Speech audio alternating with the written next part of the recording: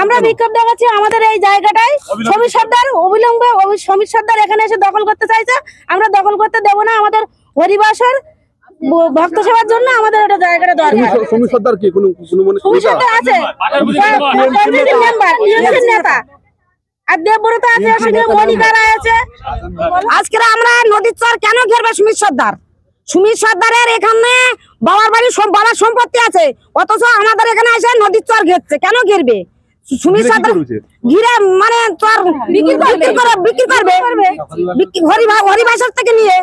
আপনারা কি চাইছেন? আমরা চাইছি সমীর সর্দারের কোন এখানে জায়গা দেব না, কোন নেতা এখানে চলবে না সমীর সর্দারের।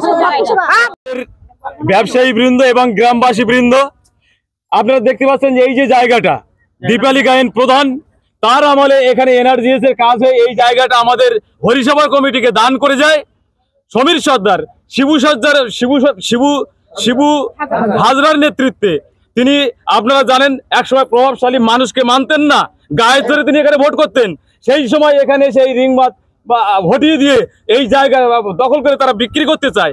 এমনকি সমীর সর্দার এখানে এসে প্লেয়ার পর্যন্ত পোতে। এখানে এই জায়গা সমীর সর্দার নিজে দখল করতে চায়, সে প্লটিং করে বিক্রি করতে চায়। এটা আমরা কখনো হতে দেব না। আমাদের প্রাণ থাকতে আমরা এই জায়গা কখনো সমীর সর্দারকে দেব না।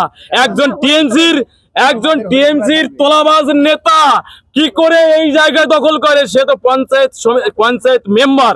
কি করে সে জনগণের সুবিধা না বুঝে নিজের স্বার্থ চরিতার্থ করে। আমরা ওই অসভ্য বর্বর নেতাদের অবিলম্বে এখান থেকে দূর করতে চাই। আমরাও টিএমসির নেতা, স্বচ্ছভাবে এখানে চলতে চাই। কোন রকম ওই বাজে বদমাইশি তলাবাজদের এখানে আমরা দেখতে চাই না।